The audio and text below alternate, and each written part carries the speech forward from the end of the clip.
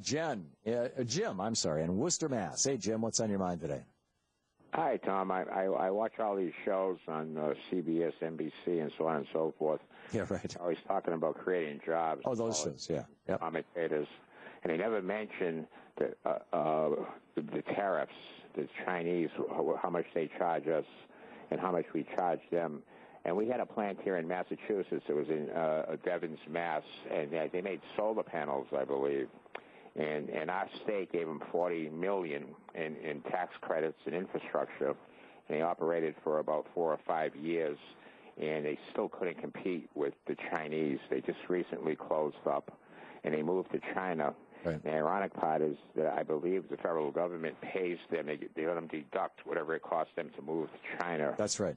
That's right. They get a tax break for it. The whole thing is insane. You're the only guy that ever talks about it. You and maybe I saw Radigan on CNBC. Yeah, they never talk about it. No, and the main reason people don't talk about it in the corporate media, and you will never hear a serious discussion of tariffs on Meet the Press or Face the Nation or any of the big shows by the big networks, is, for example, General Electric, which owns 49% of NBC, did 57% of either 53 or 57% of their business outside the United States last year.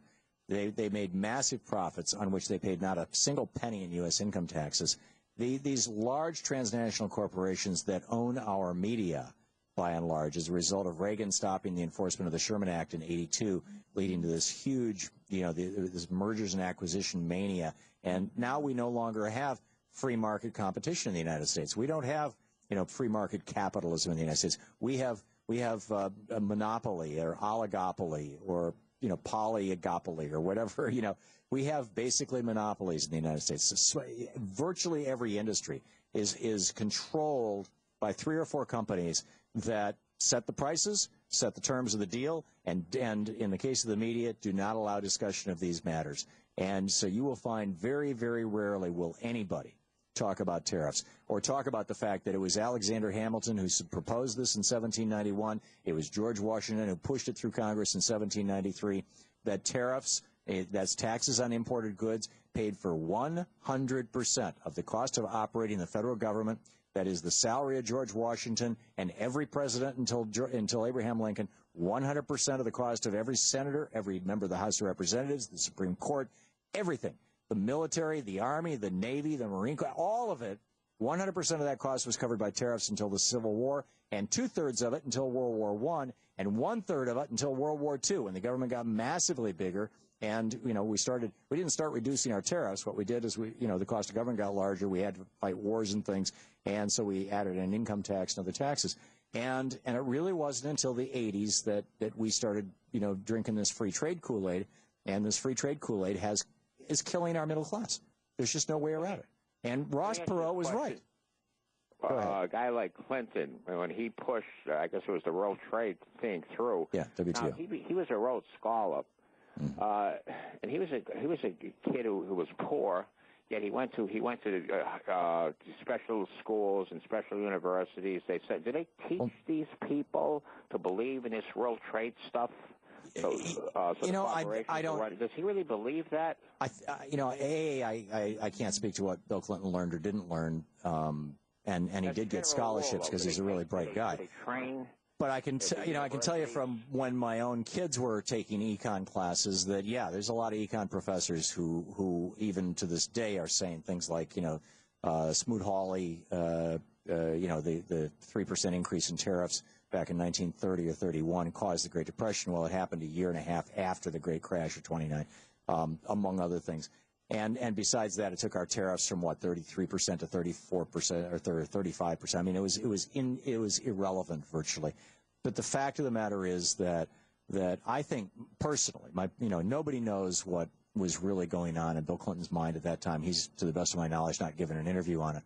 But I think he thought it was the right thing to do. I think that most of the Democrats were in favor of this. Most of the Republicans were in favor of this. You had world-class economists coming out and saying, if the whole world drops their tariffs, then there'll be all kinds of trade and lots of opportunities. And the problem is that the whole world didn't drop their tariffs. We did. We're standing naked. But the rest of what these other countries did is they created value-added taxes. Germany is probably the classic example of this. Every single step along the way of the manufacture of a product, there's a tax added to that. So when you turn the steel into rolled steel, there's a tax. When you turn the steel into a door frame, into a door, there's a tax. When you put that door on a car, there's a tax. And that tax all gets built into the good. And then when you export that good, you can pull that tax back out. So it works as a reverse tariff. It's the opposite of a tariff. It's like a discount for exports that you don't have, domestically. So it keeps a strong domestic market, and it builds a strong export market. So they just, they figured out ways around this. China has aggressively stimulated their economy, hundreds of billions of dollars. There's the very same year that Barack Obama passed an $860 or $870 billion stimulus bill. China passed an $820 billion stimulus bill. 100% of that, and that's big money in China. I mean, they literally built a high-speed rail project that would be the equivalent of Chicago to New York, and they did it in 3 years. And we couldn't have done that with that kind of money. So there's big money in China. 100% of every yuan, every penny that was spent in China had to be, by the government, and to this day continues to have to be, spent by buying products made within that country. So what that does is it keeps domestic manufacturers domestically. This is Richard Wolff, the economist, on our TV program a couple of weeks ago. He made the point of the G20 nations, the 20 most powerful industrialized nations in the world, the 20 richest countries in the world. Of the G20 nations, 19 of them have domestic content laws on the books that they enforce for all government spending. Where if the government, and the government in most of these cases represents somewhere between 20 and 50% of GDP. So government spending is a big deal, right? It drives the economy. The government buys computers, the government buys desks, the government buys clothes. The United States is the only one of the G20 countries that doesn't do that. We have a law on the books that, the domestic content law that was put there in 1934 by Franklin Roosevelt and was enforced, by the way, by Franklin Roosevelt and Harry Truman and Dwight Eisenhower, basically stopped enforcing it in the 1980s. Nobody's enforcing it now. It's still on the books. It literally is called the Buy American Act. It was passed in 1934 or 1935. You can look it up. And so now we've got this bizarre situation where the only country in the world that has threatened us in the last 2 decades with a nuclear weapon is China. One of their generals made that threat, and nobody ever retracted it, and he didn't get in trouble. And we can't make a cruise missile now without ships from China. Now, our border patrol down on the southern border, regardless of what you think of immigration, you got Lou Dobbs all hysterical about it. Everybody's saying, we need more border patrol down there.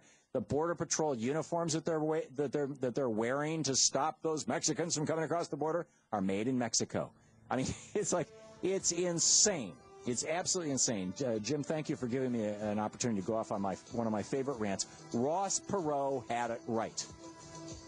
And 20% of Americans knew it, and they voted for him, for a guy who had virtually no qualifications for president and whose vice president, Admiral Stockton, said, who am I? Why am I here? I mean, it's amazing. And the party that starts doing protectionism. You're listening to the Thom Hartmann Program. Visit ThomHartmann.com for audio and video archives. The party that revives protectionism, the party that starts saying we need to protect American jobs and American economies will never again lose an election. Let's hope it's the Democrats.